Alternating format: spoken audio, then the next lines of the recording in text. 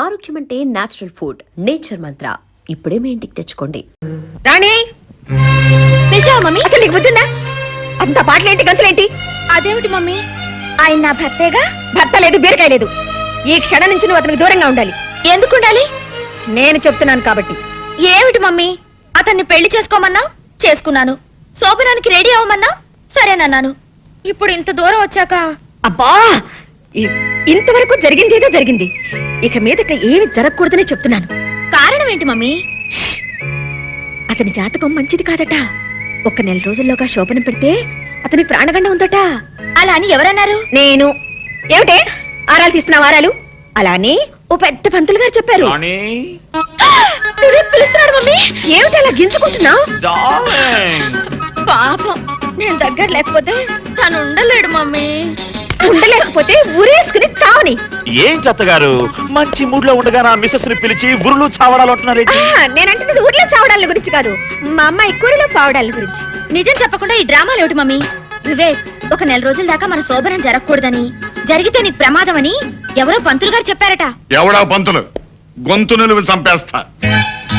అయినా పెళ్లికి లేని ముహూర్తం శోభనానికి దేనికట? అదేమిటి అలా అంటారు? ఏ శుభకార్యానికైనా మంచి ముహూర్తం ఉండాలి కదా. నేను కూడా మంచి ముహూర్తం చూసే పెళ్లి శోభనం చేసుకున్నాను, కానీ మా ఆవిడ నాతో కలిసి లేదే.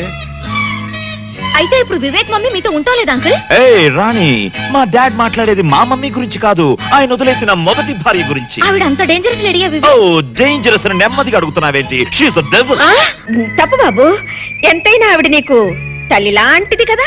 సాటి ఆడది కాబట్టి మీరు ఇలా రియాక్ట్ అవుతున్నారు అనుకుంటాను. అది కాదు బాబు, ఆవిడ నిన్ని బాధలు పెట్టుండకపోతే కట్టుకున్న భర్తను అలా వదిలేసి ఉంటుంది? మీరెన్నైనా చెప్పండి, ఆవిడ ఖచ్చితంగా గయ్యాళి మహంకాళి. Stop it! బాబు వివేక్, ఇప్పుడు రంభలాంటి నీ పెళ్ళాన్ని పక్కనుంచుకుని ఎప్పుడో నన్ను వదిలేసిన నా పెళ్ళాన్ని గురించి ఆలోచించడం అనవసరం, వేస్ట్. ఏమంటారు ప్రమీలాదేవి గారు? చూడండి, ఇప్పుడు మీరిద్దరూ కలిసి కాపురం చేయటం వల్ల వచ్చే ప్రమాదం లేదు, పేడ తట్టలేదు. మీకోసం సినిమా టికెట్లు తీసుకొచ్చాను. హ్యాపీగా సినిమా చూసి సంతోషంగా అలా అలా తిరిగిరండి. మంచి బట్టలు వేసుకెళ్ళండి. Thank you. Come on darling. వెళ్ళనివ్వండి ప్రమీలాదేవి గారు, అన్నీ వదులుకుని ఉండటానికి వాళ్ళు మనలాంటి వాళ్ళు కాదు కదా. అందరూ కలిసి నా ప్రాణాలు తీసేస్తున్నారు.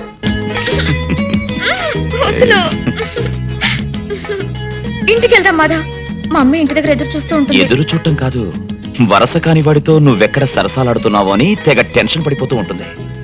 మనం అనుకున్నట్టు పెళ్లి జరిగిపోయింది కదా, ఇంకా ఎందుకు ఈ వేషం? మా మమ్మీకి అంతా చెప్పేద్దాం మాధవ్. వద్దు రాణి, ముందు మీ అమ్మ నన్నుగా ఒప్పుకోవాలి. ఏంటి చెల్లమ్మా, ఏంటి హడాడుగు తిరుగుతున్నావు? అన్నయ్య, రాణి సినిమాకి వెళ్ళింది కదా, 11 అవుతోంది, ఇంకా ఇంటికి రాలేదు. కుర్రకారు కదా, సినిమా అయ్యాక ఏ హోటల్గా వెళ్ళుంటారు. అవునవును, అన్నగారు చెప్పినట్టుగా ఎక్కడో ఎంజాయ్ చేస్తూ ఉండుంటారు. అదేంటండి, వాళ్ళు భోజనానికి వస్తున్నారని గారెలు కోడి కూర రెడీ చేస్తున్నాను. వదినా, గారెలు అబ్బాయి వాళ్ళు వచ్చాక వేడివేడిగా చేయనా, ఇప్పుడే చేసేనా? నీ ఇష్టం వచ్చినట్టు చేయమ్మా. మా వాడు ఆ రూమ్ ఖాళీ చేసినట్లేదు, బహుశా సినిమా అయిన తర్వాత అటు నుంచి అట్టే వెళ్ళి ఉంటారేమో. అయితే ఈ రాత్రికి వాళ్ళిద్దరూ ఆ హోటల్ రూమ్ లోనే ఉంటారా? అన్నయ్య, అబ్బే నేనే వాళ్ళదమ్మా, అన్నగారు ఏదో చెబుతుంటేను. ఒకసారి హోటల్ ఫోన్ చేయి. తొందరగా చేయండి. ఎంత కొత్త మొగుడు పిల్లలైనా ముహూర్తం లేకుండా శోభనం చేస్తే వంశానికి అరిష్టం. సరేదా, వెళ్ళి నీ పని చూసుకో. పానంటే గుర్తొచ్చింది వదినా, అల్లుడి గారికి గారెలు గట్టిగా ఉంటే ఇష్టమా, మెత్తగా ఉంటే ఇష్టమా? మీకేమైనా తెలుసా? అబ్బా, నీ ఇష్టం వచ్చినట్టు చేయి. సరే చూడమ్మా, ఏంటి బావగారు? రాణికి ఏది ఇష్టమైతే అది చేయమ్మా. ఎందుకంటే ఈ మధ్య మావాడు కూడా రాణికి ఏది ఇష్టమైతే అది చేస్తున్నాడమ్మా. వాళ్ళిద్దరూ అలా కలిసిపోయారమ్మా. అలాగేనండి. ఎంగేజ్ అండి. ఎవరు ఓనా మన వాళ్ళ? అన్నగారు కరెక్ట్ గా టైం చూసి జోకేస్తారు. చిలిపి. మమ్మీ, రాణి వచ్చేసావమ్మా? అబ్బబ్బబ్బబ్బబ్బా, ఏంటమ్మా ఏమైంది? ఏం చెప్పమంటారు అంకుల్, వివేక్ దంచేశాడు. నిజంగా? అవును అంకుల్, మేము సినిమా నుంచి తిరిగి వస్తుంటే రోడ్డు మీద మాధవ్ ఎదురై మమ్మల్ని ఆపి పిచ్చి పిచ్చిగా వాగాడు.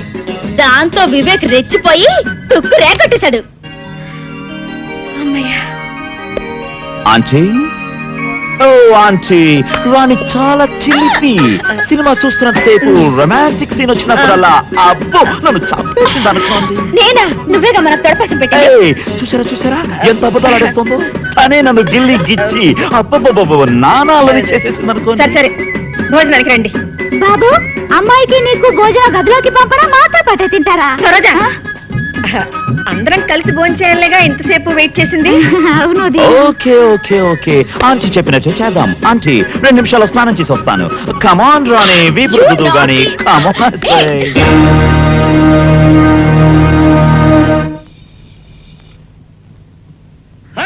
అర్ధరాత్రి వెన్నెల అందమైన మధ్యల తోసుకుందామా, శృతి చేసుకుందామా.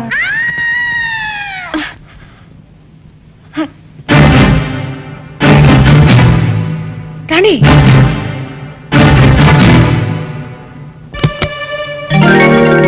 రాణి, నీకు ఆచిన్ రాణి కావాలనుకుంటాను. నీకెలా తెలుసు? ఏదిగో. రాణి, నీకెన్నిసార్లు చెప్పాను నాకు చెప్పకుండా గదిలోకి రావద్దని? అది కాదు మమ్మీ. ఆంటీ, రాణిని నేనే ప్యాకాజానికి రమ్మన్నాను. అయినా మా గదిలోకి వచ్చి మమ్మల్ని డిస్టర్బ్ చేయడానికి మీరెవరు? నేను రాణికి జన్మనిచ్చిన తల్లిని. నాకు పిల్లనిచ్చిన అత్తగారు కూడా. కాబట్టే సాంప్రదాయానికి విరుద్ధంగా ఒకే గదిలో ఉండడం మా పద్ధతి కాదని చెప్తున్నాను.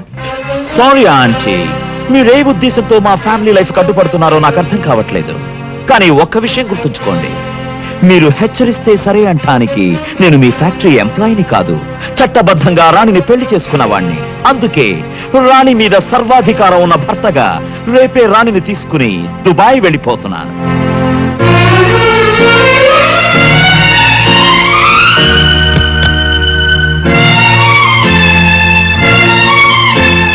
ఏమిటి ఈవేళప్పుడు వచ్చావు? నిద్ర పట్టడం లేదా? నాకు నిద్ర పట్టకుండా చేయాలనేగా మీ ప్రయత్నం. నేనేం చేశాను? నా గుండెల్లో మంట పెట్టి, నా మనసుని క్షోభ పెట్టి, నా జీవితంతో ఆడుకుంటూ ఇంకా ఏం చేశానని అడుగుతున్నారా? ప్రమీల! ఆగిపోయారే, ఇంకా ఆడవండి. చిచ్చి, కన్న కూతురు జీవితం కళ్ళ ముందే నాశనం అయిపోతుంటే ఎలా చూస్తూ ఊరుకోగలుగుతున్నారండి? రాణిని నా కూతురని చెప్పగలుగుతున్నావు గాని నేను నీ మొగుడని ఎందుకు అంగీకరించలేకపోతున్నావు? ఆ, చూడండి, మీరు పరిస్థితిని అర్థం చేసుకోకపోతే అందరికీ మహాపాతకం చుట్టుకుని మీతో పాటే మీ పిల్లలు కూడా అన్యాయం అయిపోతారు. అయితే ఇప్పుడు ఏం చేస్తానంటావు? నా కంఠంలో ప్రాణం ఉండగా ఈ ఘోరాన్ని జరగనివ్వను. నేనే వెళ్ళి నా కూతుర్ని పెళ్లి చేసుకోబాబని ఆ మాధవని అడుగుతాను. ఒకసారి పెళ్ళైన నీ కూతుర్ని ఆ మాధవ్ ఎలా చేసుకుంటాడు? చేసుకునేలా చేస్తాను కోటేశ్వరరావు గారు. అతన్ని బతిమాలతాను, భంగపడతాను, అవసరమైతే కాళ్ళు కూడా పట్టుకుంటాను. నా ఆస్తి మొత్తం రాసిచ్చైనా మాధవతోనే నా కూతురు పెళ్లి జరిపిస్తాను. చూస్తారా?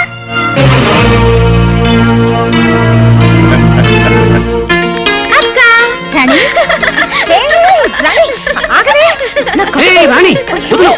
అసలే మీ అక్క ఒట్టి మనిషి కూడా కాదు. బాబా, ఇవాళ నాకు ఎంత ఆనందంగా ఉందో తెలుసా? ఏమిటే విశేషం? మాధవ్తో నా పెళ్లికి మమ్మీ ఒప్పుకుంది. నిజంగా? అవునక్క, మాట్లాడడానికి వాళ్ళ ఇంటికి కూడా వెళ్ళింది. కంగ్రాచులేషన్స్. థ్యాంక్ యూ బావా.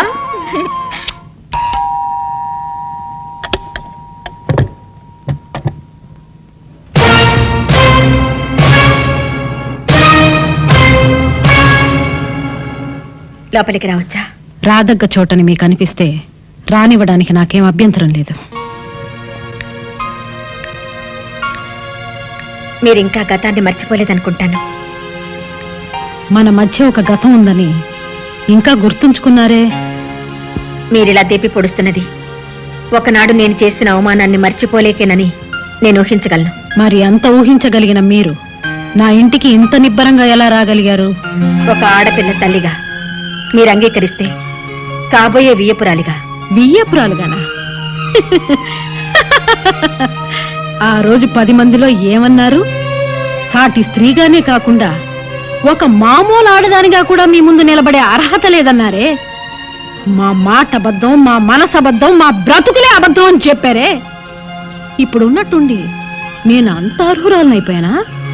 అర్హతల్ని నిర్ణయించేది డబ్బే అయితే ఇప్పటికీ నేనే మీకంటే ఉన్నదాన్ని సుమిత్రాదేవి గారు.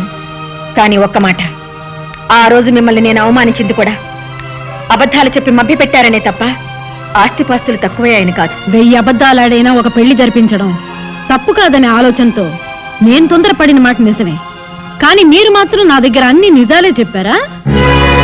మీకు పెద్ద కూతురుందని, ప్రేమించిన నేరానికి మెడ పట్టుకుని ఇంట్లోంచి బయటికి గెంటేశారన్న నిజాన్ని చెప్పకుండా ఒక్కతే కూతురన్నారు. అది అబద్ధం కాదా? కట్టుకున్న వాడితో కలిసి కాపురం చేస్తున్నట్టు కబుర్లు చెప్పారు. అది అబద్ధం కాదా? అవకాశం వచ్చింది కదా అని మీరెన్నైనా అడగొచ్చు, కానీ అబద్ధం వేరు, మోసం వేరు. ఆ రెండిటికి చాలా తేడా ఉంది సుమిత్రాదేవి గారు. మేము చేసింది మోసమే అనిపిస్తే మీరు రోషన్ చంపుకుని మా దగ్గరికి ఎందుకు వచ్చినట్టు? చేసిన తప్పును సరిదిద్దుకోవడానికి దిగి వచ్చాను, కానీ దిగజారి మాత్రం రాలేదు సుమిత్రాదేవి గారు. చూడండి, మీరు అంగీకరిస్తే ఒక ఆడపిల్ల తల్లిగా మీతో వేయమందాలను వచ్చాను. ఏ చేత్తో అయితే తాంబూలం పళ్ళాలు విసిరేశాను, అదే చేత్తో మాధవ్ కాళ్ళు కడిగి కన్యాదానం చేయడానికి సిద్ధంగా ఉన్నాను.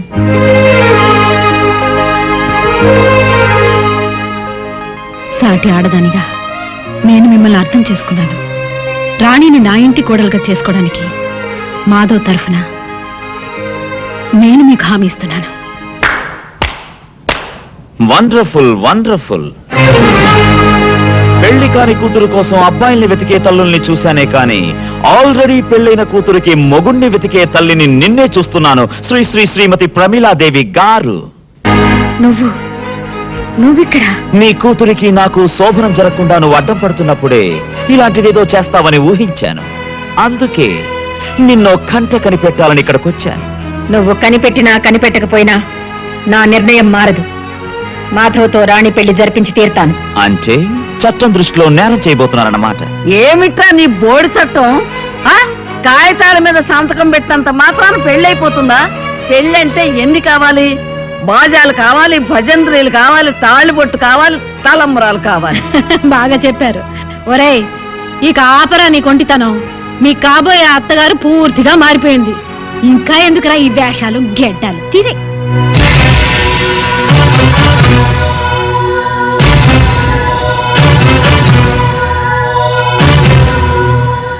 అవునమ్మా, దుబాయి లేదు, బొంబాయి లేదు. ఇన్నాళ్ళు నా మనవడు నీ భర్త సాయంతోనే ఇంత నాటకం ఆడాడు. అవును చెల్లెమ్మ, చిన్నప్పటి నుంచి మేము ముగ్గురం ప్రాణ స్నేహితులం. వీడి ప్లాన్ ప్రకారమే ఇదంతా చేశాం. నిన్ను మోసం చేయాలని కాదు ప్రమేల, నీ మాటే కరెక్ట్ అని, నీ నమ్మకాలే గొప్పవని భావించే నిన్ను మా మధ్యగా రప్పించాలని, ఆ ప్రయత్నంలో రాణిని మాధవుని ఒకటిగా చేయాలని నేను జోక్యం చేసుకున్నాను. అసలు నీ పంపం నీదే కాని ఎంతటి కిరాతకుడైనా భార్యను లొంగ తీసుకోవడానికి అన్నా చెల్లెళ్లతో కాపురం చేయిస్తాడని ఒక్క క్షణమైన ఆలోచించావా? నువ్వు నా ఆవేదన అర్థం చేసుకోలేదు ప్రమేల. కాబట్టే 18 ఏళ్ల క్రితం నన్ను అనుమానించి అవమానించి ఇంటి నుంచి బయటకు పంపేసిన ప్రమేల్లాగా ఇంకా ఆలోచిస్తున్నా. ఆగు ప్రమేల, ఇప్పటికైనా నిజాన్ని గ్రహించి రాణిని ఆశీర్వదిస్తే తల్లిగా నీకు చిన్న కూతురైనా మిగులుతుంది. లేదంటే నీ పెద్ద కూతురులాగే రాణి కూడా నీకు దూరం అవుతుంది. అప్పుడు నీకుగా ఎవ్వరూ మిగలదు, నీకు నువ్వు తప్ప.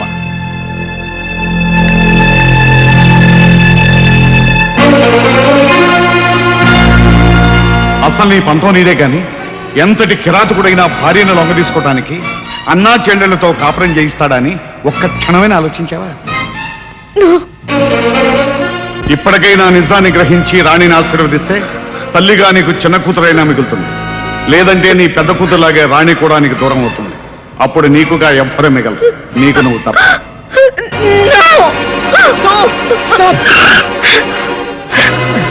అత్తయ్య, మా నాన్న రాణిని మాధవిని కాళ్ళు ఎక్కించుకొని దయ్యాల బంగ్లా తీసుకెళ్ళిపోయాడు. రాణిని మా అన్నయ్యకి ఇచ్చి బలవంతంగా పెళ్లి చేస్తానట.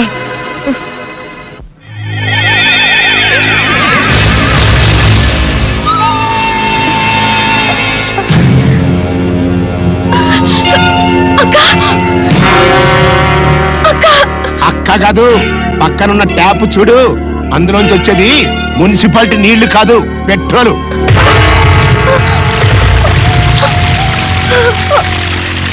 మర్యాదగా మా వాడిని పెళ్లి చేసుకోవడానికి ఒప్పుకో, లేకపోతే ఒక కగ్గిపుల్లతో కడుపులో ఉన్న బిడ్డతో సహా మీ అక్క సజీవదానం అయిపోతుంది. పెళ్ళైన ఆడపిల్లని మళ్ళీ పెళ్లి చేసుకోమడానికి నీకు సిగ్గులేదు? లేదు. ఎంతకీ నువ్వు మాట్లాడేది మీ రిజిస్టర్ మ్యారేజ్ గురించేనా? పిచ్చిదానా, రిజిస్టర్ మేనేజ్ చేసి ఎప్పుడో కాగితాలు తీసుకొచ్చానే, ఇదిగో నీకు చూపించి చించేద్దామని తీసుకొచ్చా.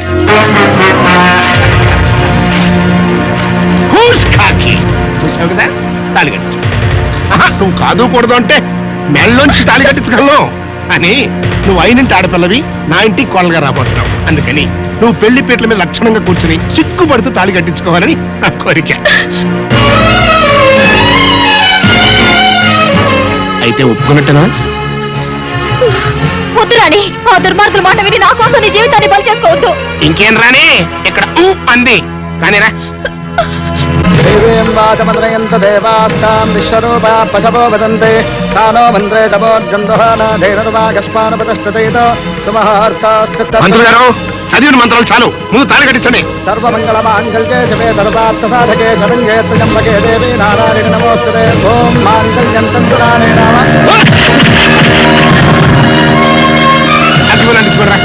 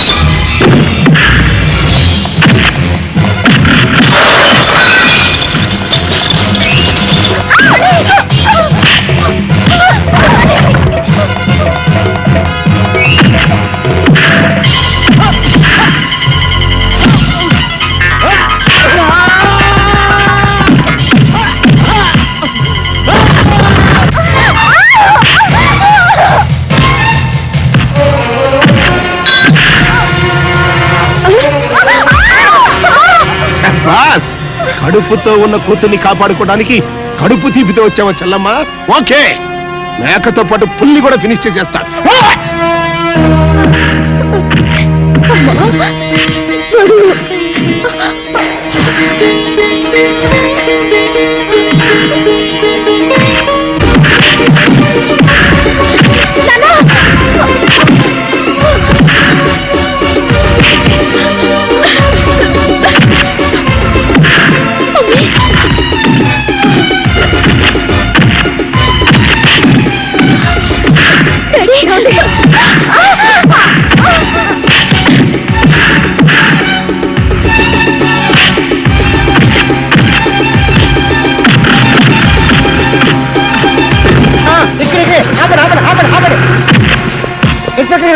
పైన నల్ల కోట వేసుకుంటాడు, కూలపరిచండి. వెళ్ళండి, మీరు వెళ్ళండి.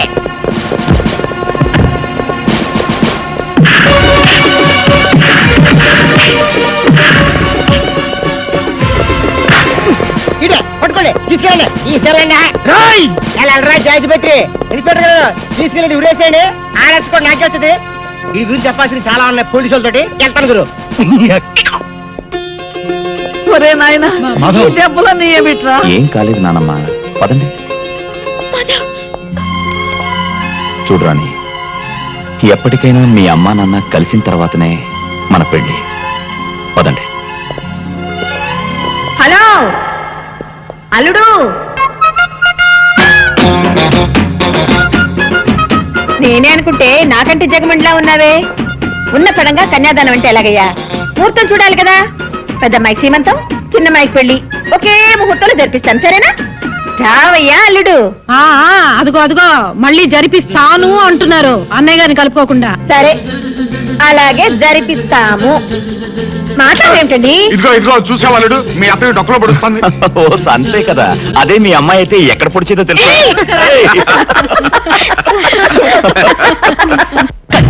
చీర కన్ను కొట్టినదే అమ్మడు